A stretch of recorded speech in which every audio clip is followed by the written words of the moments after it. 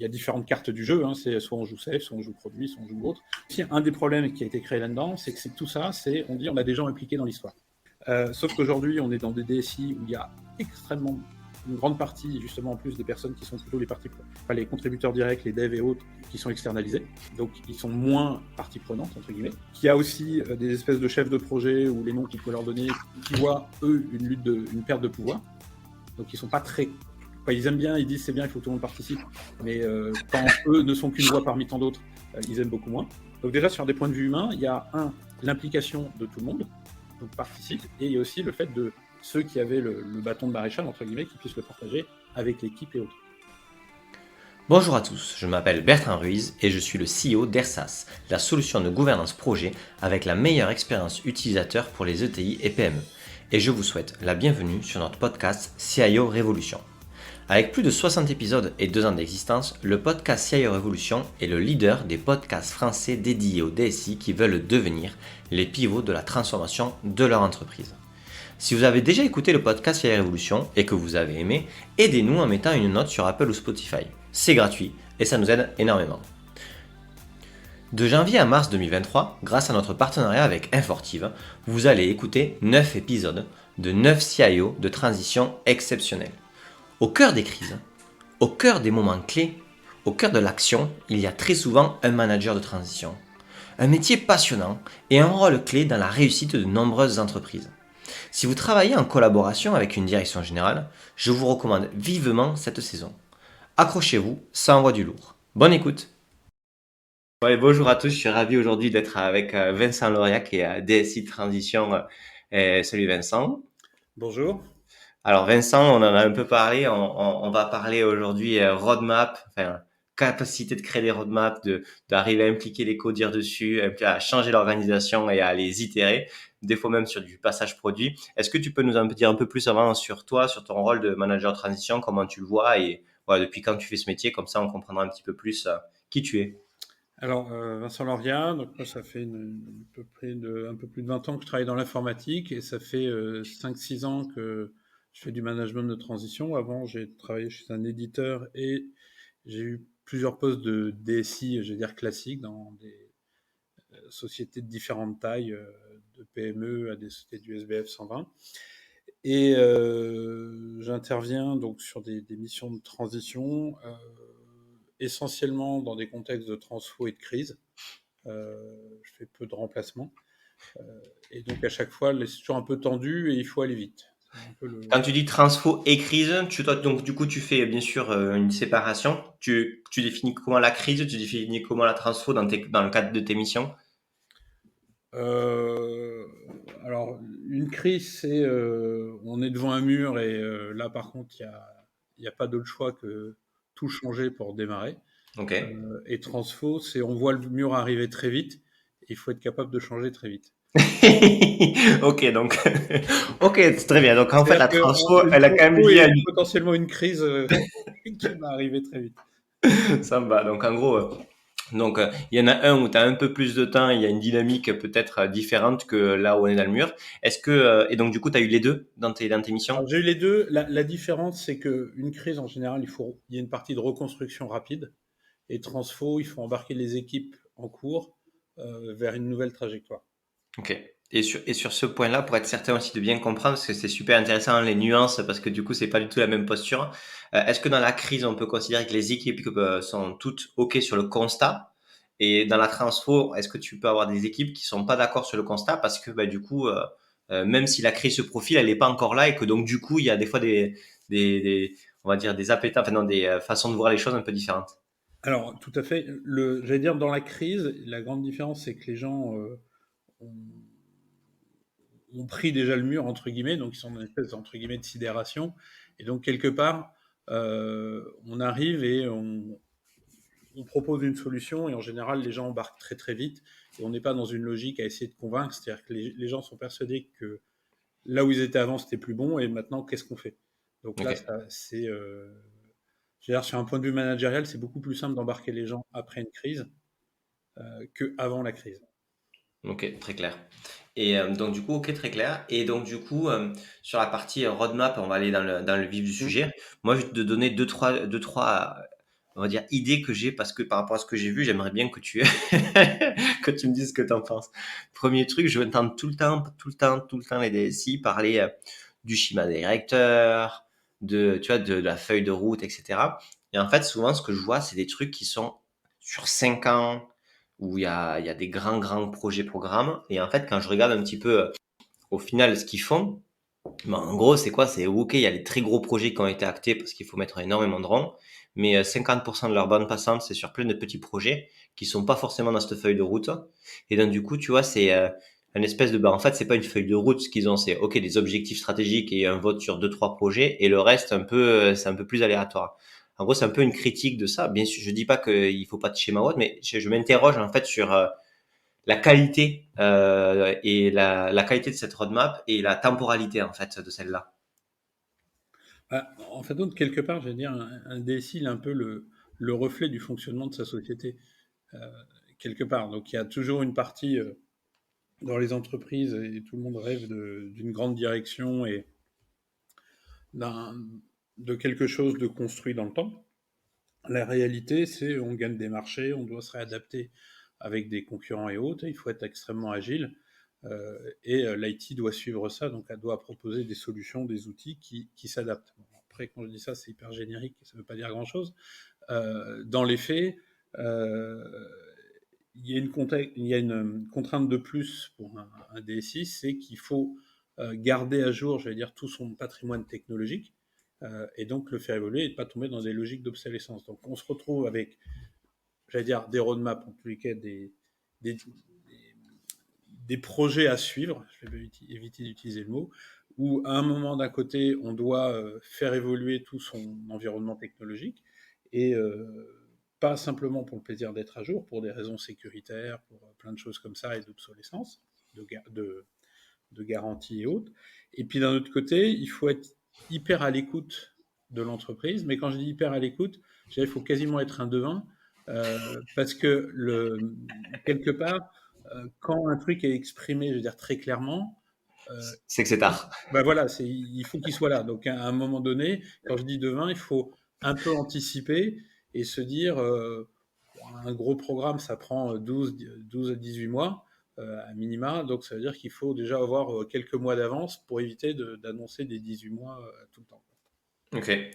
Donc du coup, ce que tu dis, c'est que en fait, ma critique ou dans tous les cas mon constat qui est un peu négatif sur les typologies de roadmap, de schéma, etc. En fait, c'est aussi le reflet de l'entreprise dans laquelle tu es, où du coup, tu peux pas toi avoir une culture différente en tant que DSI que celle de ta boîte ou de ta direction générale par rapport à son plan, c'est ça? Oui, c'est-à-dire que si on est dans un contexte hyper concurrentiel avec une boîte qui doit s'adapter très vite, il faut au niveau de la DSI s'adapter très vite. Si on est Ok. dans des business, alors, moi j'en ai malheureusement jamais trop connu, très planifiés où un an à l'avance on sait ce qui va se passer, ça, c'est sûr que l'IT, le rythme Ok. est différent.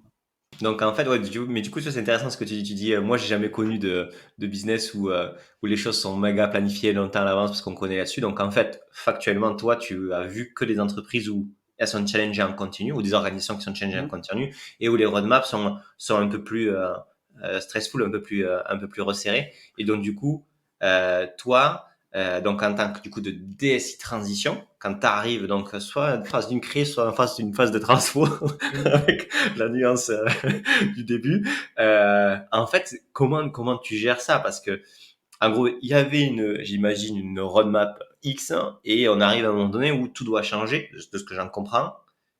Donc c'est toi Alors, qui proposes. Comment ça se passe à alors ce moment-là? en fait, sur une transition, et c'est là aussi, c'est je veux dire, plus simple un DSI en poste, entre guillemets, c'est qu'on a clairement un donneur d'ordre et on a un objectif qui est clair. Bon, après, il y a toujours plein de choses qui arrivent autour, mais globalement, soit on doit changer une organisation, soit on doit faire l'intérim en attendant un nouveau DSI, lui qui sera en poste, et puis bon, il y a peut-être deux, trois trucs à faire. Donc, quelque part, on est là pour une période beaucoup plus courte, mais pour un truc, j'allais dire, plus précis, enfin, globalement. Euh, il y a aussi des exceptions. Euh, donc là-dedans, quelque part, je pense que aller mettre la trajectoire, ou ce qu'on pourrait appeler la roadmap, sur cette période de temps, c'est assez simple, c'est court. Quand je dis c'est court, on avait déjà parlé sur les fameux 100 jours. Euh, je veux dire, un dirigeant qui arrive en place, on lui dit qu'est-ce qui est son constat des 100 jours. Un manager de transition, il est parti à la fin des 100 jours. Donc, quelque part, l'unité de temps n'est pas du tout la même. Euh, et il faut qu'on puisse, j'allais dire, quasiment dans la première semaine, euh, proposer quelque chose. Alors évidemment, on n'est pas infaillible, c'est-à-dire qu'en une semaine, on n'est pas capable de tout voir. Et donc, il faut Bien avoir une sûr. roadmap qui s'adapte euh, avec toutes les choses qu'on découvre ou les impondérables qui arrivent au fur et à mesure du temps. Et sur ça, en fait, t'as quoi? T'as 5 jours pour faire le constat, t'as quoi? T'as 5 semaines pour embarquer toute l'entreprise et t'as le reste pour exécuter. C'est quoi un peu le Il deal? n'y a pas de, j'allais dire, il n'y a pas de solution miracle. Hein. C'est pas, à un moment donné, c'est très vite, c'est qui sont les alliés, pas les alliés, euh, qui est vraiment le donneur d'ordre, et puis qu'est-ce qui est vraiment important à y demander et qu'est-ce qui l'est moins. Ouais, non, bien sûr, ouais. Ok. Alors que, Et et on peut faire plus vite un tri et laisser des trucs sur le côté, chose qu'on peut pas trop faire, voire pas du tout, quand on est en poste. Donc ok. ça fait partie Du des coup, différences. t'as une posture par rapport à la roadmap, si je dis ça comme ça, qui peut être un peu plus clivante, un peu plus blanc ou noir, parce que de toute façon, les gens sont conscients que là, on n'est pas là pour faire du plus, quoi, ou du rab. En fait, la roadmap, ça devient quasiment un outil et un accélérateur. C'est-à-dire ce qui va permettre, euh, bon, le poste de DSI, il ne faut pas se le cacher, c'est en général un truc qui est mal compris par les directions générales. Donc il y a un côté un peu mystérieux sur qu'est-ce qu'il va faire, mais que ce soit en poste ou en autre. Donc je pense qu'une des premières choses, c'est donner une visibilité, en tous les cas donner une vision de ce qu'on veut faire. Donc la roadmap est un de ces outils qui permet de donner cette visibilité, mais c'est aussi un outil qui va servir un peu, j'allais dire, à quasiment en 360 avec les équipes pour leur dire, voilà, on est là sur une période de temps, on doit faire ça, et voilà comment on va le faire.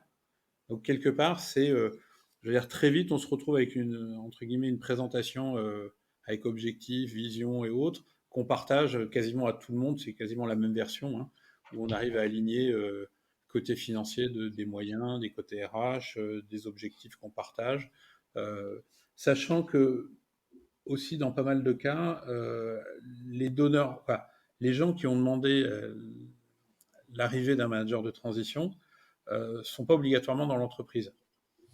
C'est-à-dire que Parce c'est que plus, parce que tu parles des actionnaires, des voilà, conseils c'est-à-dire qu'il y a d'administration. des actionnaires, quoi, c'est pas vraiment les actionnaires, c'est le conseil d'administration qui peut demander, en fin de compte, un espèce de support au côté exécutif. Et Ok, donc, on se retrouve à un moment à avoir à faire le lien entre guillemets ok. sur un truc où bon, c'est peut-être pas trop notre job, mais on s'y retrouve un peu contraint. T'es dedans, quoi. Voilà. Et quand c'est comme ça, est-ce que ça peut être, ça peut aller jusqu'au fait de dire, hein, il n'y a pas du tout de opérationnel, donc par exemple le DG ou autre, qui était OK avec ça, mais c'est poussé par le conseil d'administration et accepté, ou il y a toujours le DG qui est OK? Je connais mal de cas où un DG n'est pas en phase avec son conseil d'administration. Non, mais oui, non, mais Ça dure pas longtemps en général. ça dure pas longtemps, je comprends. Mais des fois, du coup, vu que c'est une phase de crise, tu peux arriver à un moment donné où, tu vois, Oui, non, il y mais a un c'est, flottement. j'allais dire, c'est une espèce d'aide. C'est-à-dire qu'à un Eh moment oui, donné, soit la strat n'a pas pu se mettre en œuvre et on est plutôt là aussi pour arriver. Il y a aussi des cas où on arrive, si on parle de strat, où il y a des cabinets qui ont fait des recos avec une nouvelle stratégie et autres. Et typiquement, bah, pour X raisons, il a été décidé que les gens en place, en tous les cas le management en place, n'étaient pas les bonnes personnes pour le mettre en œuvre. Et donc, pour commencer la mise en œuvre, on fait appel à des managers de transition. ok. Et là, très souvent, il n'y a pas que le DSI qui est nouveau. Hein. Il peut y avoir un DAF en plus, il peut y avoir pas mal de gens. Le temps qu'il y ait des personnes qui démarrent. Mais bon, on sait qu'aujourd'hui, des process de recrutement, c'est quand même assez long. Donc, Mhm. on n'a pas envie de perdre 3 à 6 mois dans l'exécution. Donc, on démarre tout de suite. Ok. Et du coup, tu disais, tu vois, la roadmap, c'est vraiment un outil commun. Est-ce que tu crois, donc, si tu veux, par exemple, quand tu fais quand tu fais une startup comme nous avec Airsas, tu vois, la roadmap produit, c'est un peu le cœur, tu vois, et donc du coup, on y allie les retours clients, les retours techniques, etc. Et c'est vraiment un outil de collaboration hyper important pour toutes les parties prenantes. Et c'est vraiment le cœur, en fait, de ce qu'on fait, et c'est un challenge, et la roadmap, tu vois, c'est le gros truc dans les locaux, quoi. Voilà où on en est, voilà ce qu'on change, voilà ce qu'on repriorise, etc. Est-ce que tu crois pas que, en fait, quand les entreprises grossissent un petit peu et que du coup, des fois, ça tourne un peu, ça ronronne, on va dire ça comme ça, il y a cette perte de repère que la roadmap, c'est le cœur de l'échange entre directions sur qu'est-ce qui est prioritaire et qu'est-ce qui l'est pas, et que en période de transfo de crise, ben, on revient un peu au Mais basique. en fait, je pense que ce que tu décris, c'est si on prend par exemple la fameuse matrice du BCG, qui est une analyse où ce qu'on doit, les points morts, les vaches à lait et compagnie, c'est un peu ça. C'est-à-dire que la vie de l'entreprise, c'est constamment, on remet les points dans sa matrice et on garde. Et la roadmap, c'est un peu garder le cap. La différence, j'allais dire, essentielle entre une start-up et une entreprise, je veux dire, qui est plus dans un stade de start-up, c'est que la start-up, elle a pas le legacy à gérer. Et elle est dans une croissance. Le problème j'allais dire quelque part, d'un DSI ou d'une entreprise normale et autres, c'est pas tellement les projets. On sait tous les gérer et par contre, on se fait complètement absorber par tout ce qui est run, legacy et autres. Et en fin de compte, c'est cette capacité à réagir qu'on perd. Et alors, peut-être qu'aussi une des choses qu'on, qu'on- j'allais dire dont on perd le focus, c'est qu'on oublie finalement les projets et les transferts de l'entreprise et on se noie dans le quotidien. Ouais, ok. Donc, en Mais on ne peut gros, pas le négliger d'un autre côté, donc c'est très compliqué. oui, en fait, mon propos était pas tant de dire que forcément nous, les startups font les choses mieux et tout. Non, non, Clairement, on mais n'a pas de legacy, mais du coup, c'est plus simple en termes de vision. C'est-à-dire qu'il n'y a bien que sûr. roadmap et autres. Le problème, c'est que faire une roadmap dans une boîte normale, entre guillemets, oui, il y a une roadmap, mais il y a un nombre de choses qui vont la polluer et qui vont faire en sorte qu'elle est noyée dans d'autres choses qui sont très compliquées. Ok. C'est cette capacité à, à considérer en continu la roadmap comme le truc le plus important, alors qu'en constamment on est parasité par des aléas, des problématiques qui font qu'à la fin, bah, t'es obligé, enfin, tu peux perdre un peu de vue cette roadmap-là. C'est d'ailleurs alors c'est une analyse un peu à deux balles, mais c'est un des trucs qui a créé les fonctions de transfo, c'est-à-dire qu'à un moment donné, quand la boîte elle est tiraillée entre son run et puis dit qu'on lâche un peu du run, on perd en fiabilité, on a des engagements et autres, donc il faut quand même être euh, je veux dire, très concerné par ça et très dans son exécution. Et puis d'un autre côté, avoir la tête dans la roadmap, des fois, c'est une espèce de grand écart, il y en a qui n'arrivent pas à le faire ou on n'a pas envie de le faire. Et effectivement, une des solutions, c'est de dire, bah, on prend quelqu'un qui gère, entre guillemets, le futur, la transfo et autres, et puis il y en a un autre qui gère le quotidien. Mais ça a complètement foiré avec en 2015, les CDO qui représentaient le digital, le nouveau, et Oui, le DSI. Enfin, tu vois, la oui, séparation dans des équipes différentes, ça n'a pas fonctionné. mais dans les années 2000, on parlait de BPM, de Business Process Manager, parce qu'on mettait du digital, il fallait changer. Enfin, à chaque fois, il y a besoin d'un rôle un peu transverse qui va être un peu l'aiguillon et autres. Le problème, c'est qu'à un moment donné, même si on Ouais. sépare ça et qu'on a fait deux mondes, entre guillemets, un monde ancien, un monde nouveau, à un moment, il faut que le monde nouveau, il vienne le monde actuel. Et donc, on a un problème d'intégration et de change. Donc, il y a différentes manières de le faire. Soit on avance en parallèle, et là, on a un gros problème, c'est quand les deux chemins vont devoir se recroiser. Ouais. Soit on essaye de faire avancer les deux chemins en même temps vers une même direction. Et là, on fait plutôt du changement itératif. Et donc, là, effectivement, il y a des modèles d'organisation qui permettent de le faire et autres. Mais le péché originel, il n'est pas de l'ordre de dire qu'en fait, le DSI, il est un échec s'il n'arrive pas à créer cette dynamique-là. Que ce n'est pas lui personnellement qui le porte forcément, mais qu'il y a son bras droit ou quelque chose, mais dans la même équipe. Parce que moi, ce que je vois, c'est que le DSI, si on le cantonne au legacy et qu'il ne devient pas pivot de la transformation, bah, en fait, ça reste un gros técos et en gros, il perd son dé de direction. Alors, ben, ça, j'allais dire, il n'y a pas de solution. Il y a des DSI qui sont très techno et qui perçoivent pas ce changement. Mais à la limite, ça les remet pas en cause, j'allais dire, techniquement sur ce qu'ils font. Non, bah, Mais ils sont bons, mais là, mais c'est sur le du coup, ils ont posture du besoin directeur. d'aide. Non, mais ils ont besoin d'aide sur d'autres choses. Et donc, bah, on peut peut-être faire travailler les deux en même temps. Il y a des cas où il y a des DSI, ils parlent que de transfo et autres, et donc ils sont très bons là-dedans, mais par contre, leur run, il n'est pas de bonne qualité. Quoi, il n'y a pas de modèle. Donc là aussi, il y a pas mal de place pour du management de transition, justement pour aller aider le DSI, soit à gérer son run quand lui va se focuser sur la partie transfo, soit l'aider sur la transfo quand il est très à l'aise avec le run et moins dans le changement. Mais moi, je pense que enfin, dans ce que tu dis, il y a un point que je suis pas tout à fait en phase. En fait, c'est que c'est pas à mon sens, c'est pas la personne qui doit, le DSI, il peut pas avoir toutes les casquettes. Il a forcément, tu vois, une appétence personnelle, une compétence, et c'est pas grave. Et au contraire, c'est juste qu'en fait, la qualité, enfin, pour être le directeur, de l'IT, on le regarde à la qualité de ses bras droits, et donc, du coup, à comment il s'entoure pour porter l'ensemble de ses sujets. Et donc, du coup, parce qu'il peut pas les porter tout seul. Et donc, du coup, c'est vraiment ce côté, ben, je m'entoure avec Oui, mais une personne qui. alors, je suis d'accord avec toi. Par contre, tu as des cas où, par exemple, tu as beaucoup de. Le run, il est clairement au DSI. Mais par Ouais, contre, tout ce qui est projet, on se retrouve avec des directions fonctionnelles où c'est des gens qui sont dans les directions fonctionnelles qui font les choses. ok. Et donc, on refait pas. Ouais, Enfin, j'allais dire, il n'y a pas de ok. modèle parfait. Euh, Non. chacun a ses avantages. Et effectivement, c'est bah, des fois, on peut être très bon en run, et puis le jour où on veut changer, bon, on s'aperçoit que la machine, elle est trop rigide et ça marche pas. Ok. Mais ça la remet pas pour autant sur ce qu'elle faisait bien, hein. Et si on revient sur la partie roadmap, pour être sûr aussi d'avoir ton point, et Mm. j'aimerais bien que tu nous en parles un peu plus. Bon, là, tu vois, il y a le secteur bancaire, assurance, etc. Ne parle plus que de safe ou autre, hein. Ça reste des fois des mondes un peu obscurs de passer tout en produit pour des boîtes TI, etc. Parce que, bah, en fait, c'est pas du tout adapté à leur fonctionnement, puisque bah, si t'es pas full produit, bah, c'est un peu compliqué. Comment toi, parce que je sais que tu as eu une expérience là-dessus, euh, comment tu as vécu, créer, embarquer toute la partie, on passe d'une boîte projet à une boîte produit et on change tout ça. Bah, alors typiquement, si on reprend les deux images qu'on avait tout à l'heure, qui étaient soit le DSI faisait son run, on prenait quelqu'un de la transfo, et puis après c'était dur à recoller.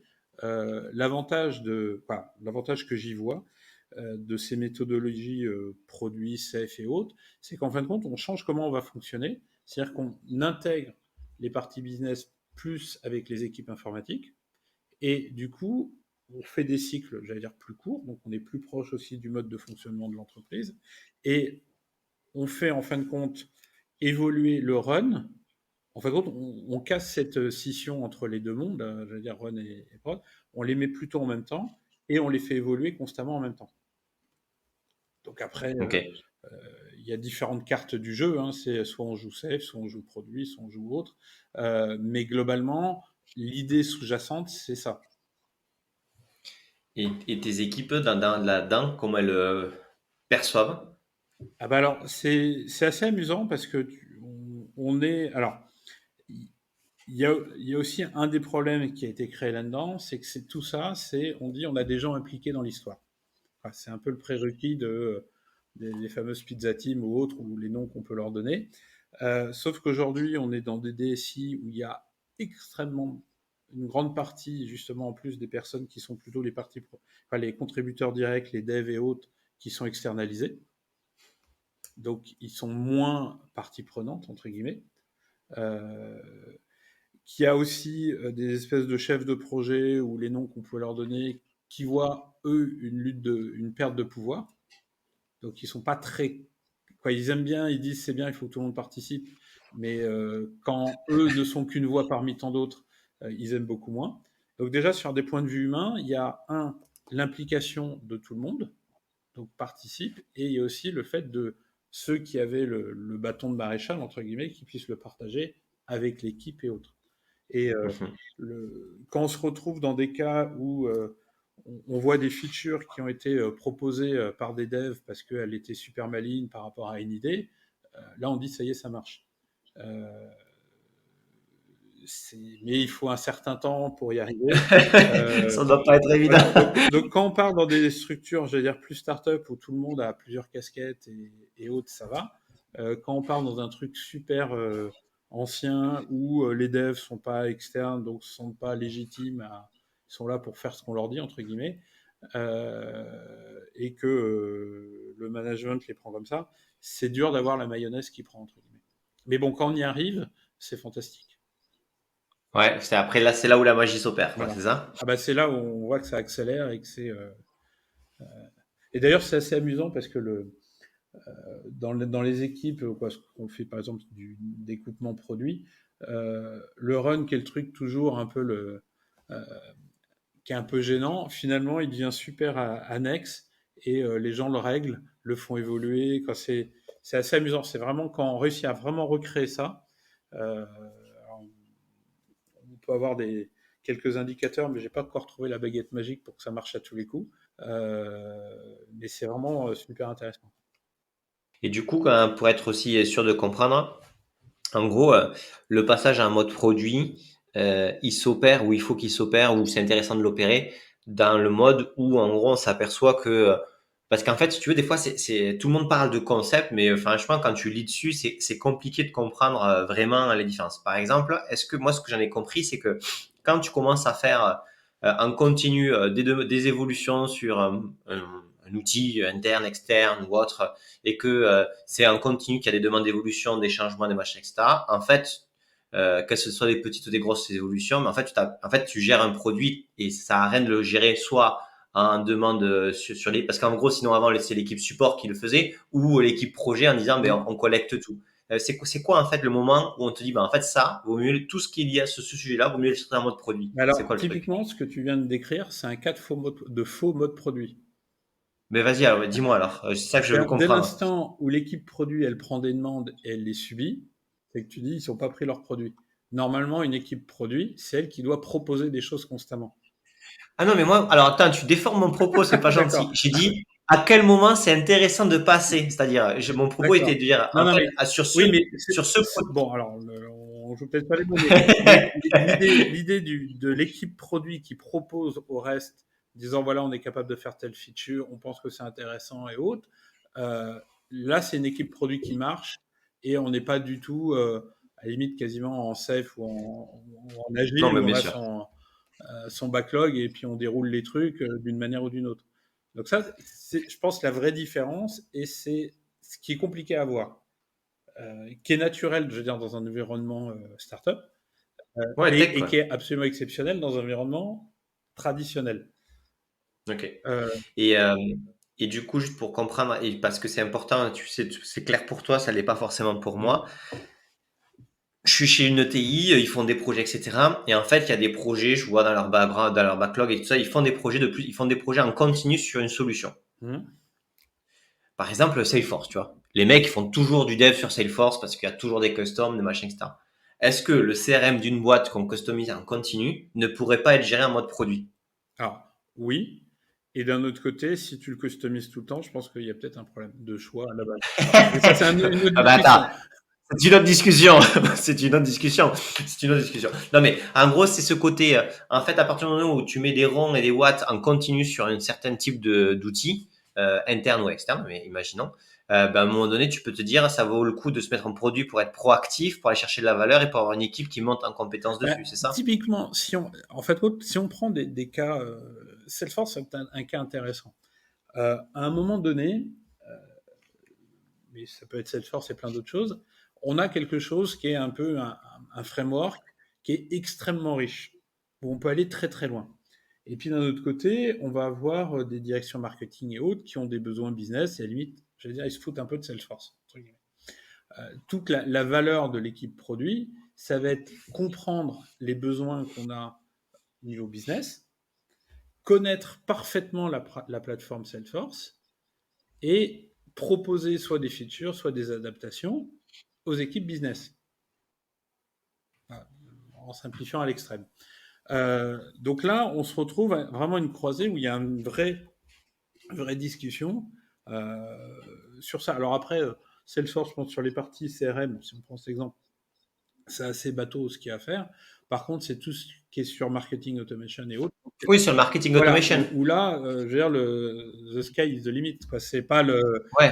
Donc, Et c'est pour ça, c'est sur cette partie-là où en fait, tu vois, il y a toujours des il y demandes a d'amélioration de quasiment, flux. j'allais dire, presque la reco, c'est se dire, l'équipe marketing, bah, ça doit être l'équipe produit, en fin de compte.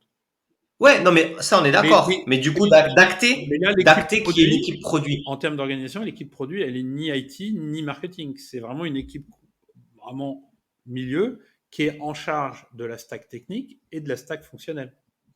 Oui, en gros, t'as un gars du market qui own les trucs, qui voit ce qu'il faut faire, et un gars technique qui travaille ensemble pour Oui, avancer, mais quoi. c'est, enfin d'autres, non, c'est pas que deux. C'est-à-dire que l'équipe, ils vont être une dizaine dedans, et tu Non, as mais bien sûr. le développeur qui est sur un truc, qui dit, tiens, il y a peut-être cette fonction qui va pouvoir Non. nous aider, ce machin, et donc ils vont. Bah, la taille de l'équipe, elle est aussi fonction de la taille de l'entreprise, de ses besoins, etc. Mais si on considère, tu prends une boîte de 100 personnes, si tu vois, du marketing automation qui est updaté en continu, bah, tu peux avoir un gars du market, un gars dev je sais pas, à mi-temps sur un mode produit. Ça pourrait arriver, tu vois, Oui, un mais truc un peu. ça dépend de ce que fait ta boîte. Mais par exemple, si c'est une boîte de 100 personnes qui est, je sais pas, un site d'e-commerce en B2C, Ah, ouais, c'est e-commerce, oui, l'équipe d'accord, ok. l'équipe de marketing automation, c'est quasiment la force Bien sûr. commerciale, quoi.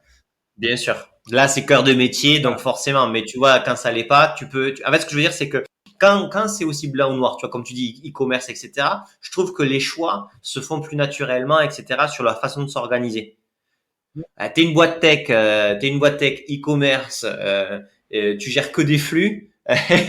Si au niveau market, t'es pas méga bon en tech, là-dessus, c'est chaud. Alors après, Versus une c'est TI. aussi peut-être le problème des boîtes, je veux dire, plus traditionnelles, c'est on est sur des territoires et que en fin de compte, on a tendance à pas faire des trucs simples volontairement parce que chacun dit mon territoire c'est ça et j'ai une telle complexité et peut-être l'histoire produit est une manière de simplifier des territoires en disant bah voilà je suis dans un truc très compliqué mais à un moment je dois faire du marketing automation et un client reste un client, la pression commerciale qu'on lui met ça reste toujours à peu près la même chose et il faut pas la noyer dans un truc que la boîte fasse de l'assurance, de la vente de chaussures ou d'autres choses, quelque part, un client, on communique avec lui. Et qu'il faut peut-être pas se dire le mélanger trop et il y a peut-être des vrais savoir-faire à sortir. Ok. Et du coup, c'est en fait complexité organisationnelle qui fait on veut garder nos précarés, donc du coup, on a du mal à fonctionner, à coopérer, tout simplement. La façon de faire enfin, le fait de créer une équipe produit, quand on le fait bien, ça facilite la coopération. C'est ce que tu dis. Et donc, du coup, ça permet de mieux se transformer. Toi, aujourd'hui, quand t'as fait gérer des transfos ou des crises et que t'as accéléré le mouvement du produit, c'était quoi l'ampleur? C'était combien d'équipes, combien de personnes pour se rendre compte un peu? Ça pouvait aller jusqu'à 700-800 personnes hein, sur les gens impliqués. Après, avec des choses beaucoup plus petites. Euh, mais bon, Ok. après, c'est Sur plusieurs produits. oui, oui, c'est quasiment une centaine. Mais Ok. c'est le découpage qui est assez intéressant. Après, quand on a beaucoup, c'est la synchro entre les produits qui est un Et peu. ouais, et aussi la stack technique globale. Alors, dans les stacks techniques, ça arrive à se gérer parce que dans les organisations, tu fais des guilds et tu arrives à avoir du transverse. Et je veux dire, sur la partie technique, il y a plein de solutions, il y a plein de gens qui ont fait plein de Ok. choses. On arrive à être cohérent et pas partir en vrille. Par contre, D'accord. sur les domaines fonctionnels, c'est toujours assez compliqué de se dire, bon, au début c'est clair, et puis au bout de 6 mois, chacun travaille dans son coin, et puis de se retrouver à gérer 2 fois les mêmes problématiques. Donc ça, c'est vraiment le piège, et il faut faire attention. Donc il faut qu'il y ait vraiment je veux dire, des liens entre les PO, et d'où l'intérêt des rétrospectives et tous ces trucs-là, où en fin de compte, on va découvrir ce qui a été fait, et justement tirer des sonnettes d'alarme ou des enseignements. Voilà.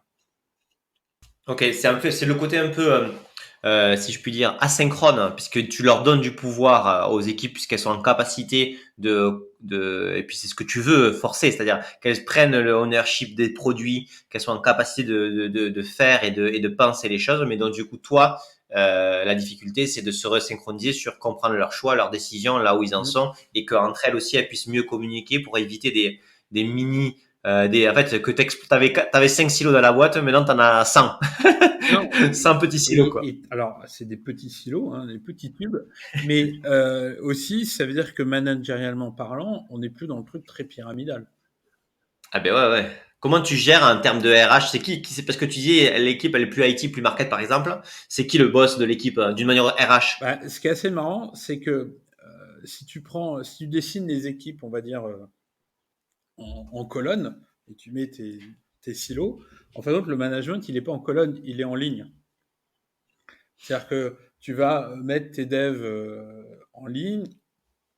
Bon, c'est toujours l'histoire, bon, ça fait une matrice, mais de Ouais. ce qui est direct line et dotted line. C'est-à-dire qu'il y a des moments, tu peux avoir des fois des produits que euh, tu sais, dans l'histoire des produits, c'est qu'à un moment, le produit ne doit pas devenir trop gros. Donc, tu prends ton produit, tu le coupes en deux et tu coupes les features en deux, de ce que tu veux faire, mais pour garder une certaine agilité. Donc, quelque part, tu as des produits qui se ressemblent de facto énormément parce qu'ils ont été fruits de scission. Donc là, c'est assez simple de faire parler les PO entre eux pour qu'ils gardent un lien. Par contre, des fois, tu peux avoir des produits qui te paraissent très lointains et puis finalement, ils vont sur les mêmes plates-bandes sans s'en rendre compte, quoi. Euh, donc là, c'est déjà les guildes qui vont apporter des choses, hein. Si tu as des développeurs, par exemple Salesforce, et que tu les animes en transverse, bah, c'est eux aussi qui vont te dire bah, tiens, on est en train de faire ça sur notre produit, nous on est en train de le faire. Et donc ça allume des sonnettes. Mais en fait, c'est là le vrai problème. C'est-à-dire que euh, c'est pas une organisation sans problème, c'est que c'est plus les mêmes problèmes qu'une organisation normale. Euh, Bien sûr. Tu vas plus vite, mais tu as plus de risques de faire des trucs en double. Donc c'est Ok. ça où il faut faire gaffe. Et donc du coup, tu vois, avec l'ampleur de ce que tu as fait en produit, etc., si tu peux un peu, pas synthétiser, mais faciliter nous aussi la compréhension. Donc on est une entreprise, c'est pas blanc ou noir, tu vois, on est une TI 500 personnes. Donc tu vois, c'est une belle boîte, mais tu vois, il peut pas y avoir 800 personnes en produit. Euh, est-ce que tu dis, eh ben, en fait, il y a forcément des choses que vous faites en projet et des choses que vous pouvez passer en produit. Première question. Deuxième question, c'est quand c'est que tu leur recommandes de passer certaines choses en produit, tu vois, Mm. et par où commencer. Alors, produit, j'ai fait une réponse très marketing, c'est là où on crée de la valeur. C'est-à-dire qu'à un moment donné, faire du produit pour du produit, ça n'a aucun intérêt. Mhm. Mais du coup, Bon, mais tu vois, ça c'est une réponse marketing, oui, oui, non, marketing non, parce non, mais que si je fais du projet, c'est pas pour. non, non, Là, non, mais merci Vincent. Là, tu m'as fait un couteau non, dans le mais dos là. le truc, c'est qu'à un moment donné, tu te poses des questions sur à chaque fois que tu vas dépenser 1 euro de tech, est-ce qu'il t'apporte de la valeur. Donc ça veut dire que ça t'amène à des logiques, te dire bah, ton infra en général tu gères même pas externalisé, tu la mets plutôt dans des clouds. Tu vas utiliser des services X ou Y, pour pas citer quelques fournisseurs de cloud, et tu vas être dans des logiques d'intégration continue, et autres, là, tout ce qui est CI/CD. Et derrière ça, en fin de compte, tu donnes, quoi, tu crées les moyens à une organisation produit d'exister et de vivre au quotidien. Donc, quelque part, ton IT, elle n'est pas faite pareil. Donc, tu n'es plus dans le truc, infra machin. Donc, tu l'as pensé différemment et tu gères plus les mêmes choses. Et donc, à la fin, tes équipes produits, bah, naturellement, elles vont se positionner sur les challenges de la boîte. En tous les cas, c'est irritant. Alors, c'est aussi quand je dis créer de la valeur, c'est pas pied de page, hein, obligatoirement. C'est qu'à un moment donné, une boîte, elle a besoin de choses pour avancer vite. Elle a des choses qui se passent pas bien. J'ai utilisé le mot irritant. Et supprimer des irritants euh, est quelque chose qui indirectement apporte de la valeur. Non, d'accord. Mais tu regardes, concrètement, j'ai une boîte là, ils sont Ah, 250. c'est 2 fois moins là. Et non, mais tu vois, que je comprenne, tu vois, que tu sais, d'accord. J'ai une boîte de 250 et le DSI et le DG se sont mis d'accord. Ils sortent de l'ERP maison, le RRP pas maison, le RRP qu'ils avaient acheté où il y avait un prestataire, etc. Parce que le prestataire prend trop de temps, etc. Et ils gardent la brique initiale, mais eux vont faire des customs, etc. Parce qu'ils considèrent que c'est cœur de métier, parce que c'est vraiment lié à la qualité de service, de la relance, de la relation client. Tu vois, Pour eux, c'est cœur de métier. C'est-à-dire avoir une bonne gestion de leur RP par rapport à leurs clients, c'est super important là-dessus. Toi, tu dis, bah, si c'est super important, que ça apporte de la valeur et que tu vois, il y a du custom en continu, équipe produit ou pas équipe produit? Non, mais si on prend une boîte de 250 personnes, tu vas voir que Ouais. la réponse, elle est quasiment dans la question. Euh, Ok. dans un truc où l'informatique n'est pas cœur de métier, t'as un IT, non mais, t'as un IT où il y a 5 personnes. T'as une dizaine de personnes. Mais moi, je suis tellement pas d'accord avec déjà la réflexion de la taille de la Non, non, boîte non, non, mais versus le cœur de métier c'est-à-dire de que c'est une l'IT. boîte qui fait des choses où elle se sert de l'informatique, mais Clairement. je veux dire, comme d'outils, j'ai ma messagerie, j'ai un ERP qui tourne, des machins. Ouais, mais j'ai des portails clients qui sont super importants, des Voilà, mais commandes, bon, la etc. boîte, elle a pris des solutions du marché, elle s'est pas cassé la tête. Ok, Donc, on est tu es d'accord. dans le C'est cas, il y a ça. 5 personnes et bah, le DSI, c'est un responsable informatique qui fait bien son boulot, qui s'assure que tout s'allume bien le matin, que les utilisateurs ils aient des perfs corrects, qu'ils aient des ordinateurs pas pourris et qu'il n'y ait pas d'attaque virale. Donc là, Ben, moi, je non, suis non, pas mais d'accord avec ça. Ben, je oui, connais plein d'entreprises où c'est c'est une pas grande tout le temps aussi majorité. ça. Après, tu as des boîtes donc, qui ont cette taille et qui se disent j'ai besoin. Non, mais c'est très important après dans les rôles des uns et des autres. Euh, Ouais. qui dit moi, l'informatique va m'aider à être différenciant par rapport à mon petit copain d'à Ouais. côté. Et donc, je C'est vais plus ça. avoir 5 personnes, mais je vais en mettre 25. C'est Donc, il ça. y en a 20 en plus qui vont réfléchir à créer de la valeur pour ma boîte. C'est Et ça. donc là, effectivement, c'est comment tu gères cette workforce que tu vas rajouter par rapport à ta boîte. Donc, soit tu as toujours le même DSI qui est dans son coin et qui, lui, est dans de l'exécution, et il va pas savoir gérer, parce que c'est pas la même chose. Et donc, On est tu te ok. dis, bah, tu as, t'as deux options. Soit tu fais des équipes produits, et là, tu fais plutôt un mix où tes 20 personnes ne vont pas être que 20 informaticiens, mais des gens qui étaient dans la boîte et autres, et tu sais exactement où tu vas aller. Et c'est vrai que une organisation produit, tu la fais peut-être pas du premier coup, parce qu'il faut déjà avoir, je veux dire, essayer de manière un peu plus traditionnelle, hein, en mode projet Bien sûr. plus. Ouais. Mais bon, et là, tu sais où tu vas, et donc tu t'organises et tu intègres un changement. Mais là, c'est quasiment, c'est pas de l'informatique, c'est de la R&D de la boîte. Ouais, c'est du produit, c'est on fait on développe Oui, mais tu des vas faire, features, et une roadmap. c'est-à-dire qu'au lieu d'optimiser, faire du lean dans ton usine, ou en plus du lean dans l'usine, tu vas Ouais. faire une offre machin. Et donc là, tu es dans une logique vraiment intégrée au fonctionnement de Mhm. l'entreprise. Donc là, Mhm. effectivement, bah, si on revient sur la discussion qu'on a eue tout au début sur quel est le profil du DSI et autres, bah, soit le bonhomme a réussi à s'adapter, soit effectivement, bah, l'ancien devient responsable infra et il faut un DSI qui va être celui qui va orchestrer tout ça. Et donc, c'est un changement. La boîte, elle l'a fait quand? Est-ce qu'elle l'a vu au loin et elle a dit je fais ce pari et ça s'est fait très truc? Ou soit à un moment, elle se retrouve en disant on perd des marchés à plus savoir qu'en faire, on va pas finir l'année, mais tous nos concurrents sont faits différemment, il faut qu'on y aille très vite. Et donc là, on approche de la crise ou d'une transfo un peu forcée. C'est un peu à quel moment ça se déclenche. Mais tu as, plein de boîtes, effectivement, qui sont là-dessus. Tu prends et ça peut être sur plein de choses. Hein. Tu prends une boîte de transport qui, à un moment donné, alors maintenant, elles le font toutes, mais il y a 10 ans, 15 ans, mettre des traceurs GPS surtout sous tous ces camions, gérer ses flottes, réadapter le dernier kilomètre et autres, bah, c'était un peu novateur. Maintenant, c'est devenu un peu standard. Et donc, ceux qui ont pu prendre de l'avance à ce moment-là, bah, ils ont pris un avantage concurrentiel. Et la tech les a aidés. On est OK. Moi, ce que je vois, c'est que beaucoup, enfin, dans tous les cas, les gens chez Contact, c'est que c'est des boîtes, donc on parlait au tout début, je t'ai pas d'accord, sur 250 personnes qui ont dit, mais en fait, la IT est une IT qui va nous permettre de gagner des parts de marché, de nous différencier, et donc, du coup, qui recrutent, enfin, qui ont des moyens plus importants. C'est un peu, tu sais, le côté Mmh. retail.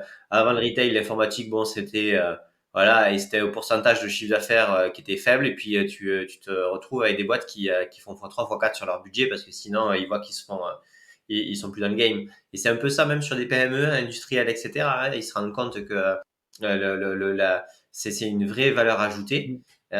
et qu'il y a un tournant à prendre. Et donc, du coup, il y a quand même des questionnements sur les fonctionnements qui sont pas blancs ou Alors noirs. après, tu as aussi d'autres choses, c'est qu'une boîte de 250 personnes et autres, soit elle a trouvé le petit truc qui faisait la différence, soit, si je prends par exemple l'exemple du transport où tu veux suivre ta flotte, optimiser et autres, Ouais. bah là, c'est plutôt des logiques d'intégration de solutions du marché. C'est-à-dire que tu ne vas pas développer une solution from scratch, mais par contre, c'est ta capacité à en prendre une, la mieux intégrer dans tes process internes et en tirer parti avec des gens formés et autres. Ben, en fait, toujours pareil, ça dépend parce que par exemple, si je prends le facility management, Ouais. donc tu vois les outils de les toilettes sont sales, machin, etc., les capteurs et tout, tu peux avoir différentes positions. Tu peux avoir un leader qui prend une solution type Mercianis, super belle solution SaaS, qui l'intègre dans leur process en marque blanche ou en marque grise, trop bien. Et puis tu as d'autres leaders qui vont dire, en fait, nous, pour nous différencier, et comme en fait le type de solution numérique, c'est vraiment différenciant, on veut vraiment pouvoir proposer et être en avance de phase parce que sinon on n'arrive pas à se différencier dans la réponse d'appel d'offres. On est obligé, si on veut se différencier numériquement, d'avoir notre solution parce que sinon, en fait, tu as deux, trois éditeurs logiciels que tout le monde propose dans les appels d'offres, on se différencie plus. Donc du coup, tu vois, c'est toujours lié aussi à une question de concurrence, de nombre d'acteurs et de est-ce que c'est important ou pas pour Oui, répondre à mais l'appel d'offres. Je tu pense sais, que ce qui se passe, tu c'est que prends ces par gens. exemple dans tous ces produits où tu peux avoir 10 000 fois un truc fait bien et tu as le 10 000e fois où ça se passe mal. Et c'est celui qu'on Ouais, sort, tu sais, c'est toujours tu as beaucoup d'industries comme ça où on gère que l'exception. C'est-à-dire euh, je trouve que dans ces boîtes-là, par exemple, si tu prends le Facility Management, ils ont trouvé un truc génial. Tu sais, c'est les petits bonhommes, là, les smileys, le vert orange. ouais, Et ouais. là, ça permet de sortir des stats là où il n'y en avait pas. Donc, à un moment donné, on peut dire que Mhm. 95% des gens sont contents. Effectivement, il y en a un qui n'est pas super content. Mais avant, on n'entendait que le pas content et on n'entendait pas les gens qui étaient satisfaits.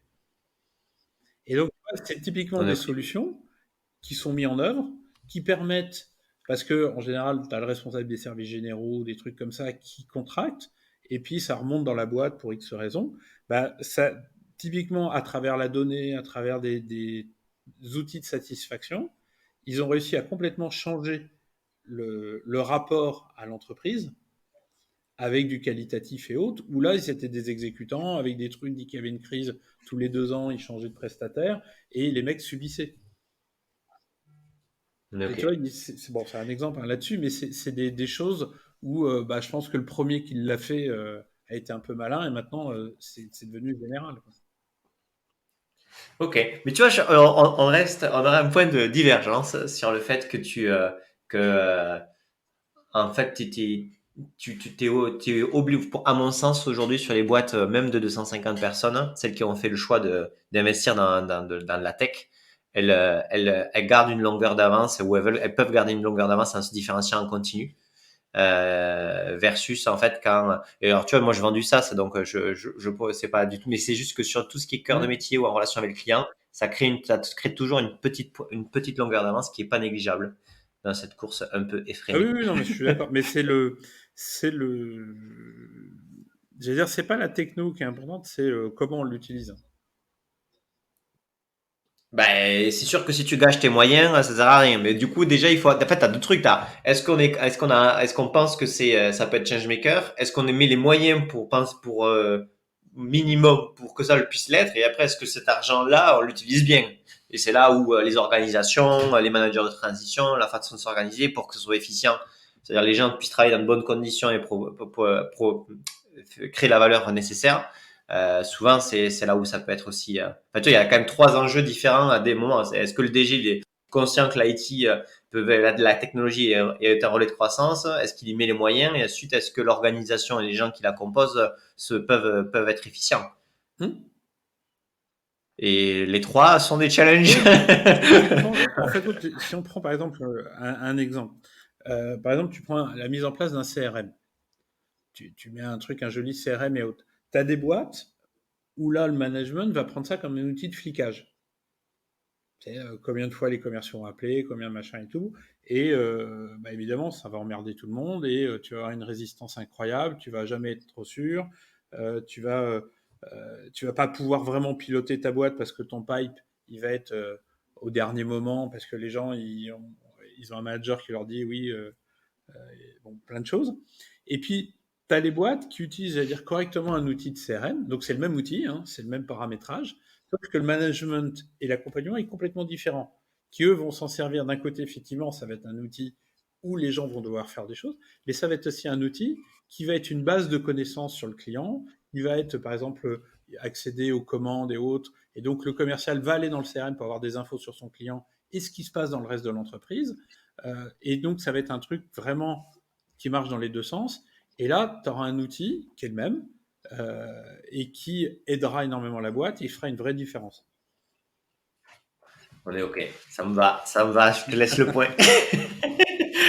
Bon, écoute, Vincent, c'est super intéressant. Je trouve ça assez passionnant d'essayer de comprendre et tu vois, c'est pas évident de voir les organisations autres. Je pense qu'il y a des réflexes, tu vois, organisationnels qui sont un peu trop blancs ou noirs dans les boîtes et donc du coup, on se prive d'un peu de réflexion et d'intelligence aussi sur, en fait, ça peut pas être un seul fonctionnement qui va fonctionner pour tout et d'adapter. Et je pense que, tu vois, après 50 minutes de d'échange, tu vois, j'ai encore des points de compréhension, etc. Et je pense que vu que c'est quand même ça qui crée la valeur, c'est-à-dire la capacité de bien s'organiser, il y a vraiment des enjeux. S'il y a des gens qui sont intéressés pour le passage en mode produit dans une boîte, voilà, un peu à l'échelle, ils peuvent te contacter directement sur LinkedIn s'ils ont des questions.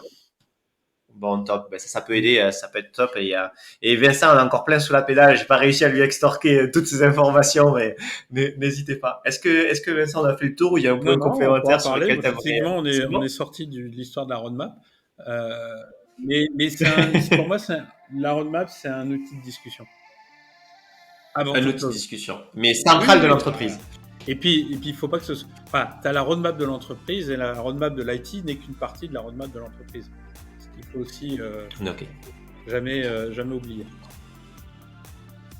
Merci Vincent. J'espère que vous avez aimé cet épisode et que vous avez appris autant que moi. Si vous avez plein de questions en tête, sachez que nous allons faire un live dans les prochaines semaines et que vous pourrez poser toutes vos questions directement à notre invité.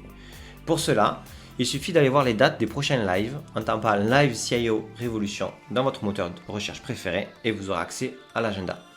Encore une fois, si vous avez aimé cet épisode, un petit partage LinkedIn nous aide énormément. Allez, ciao!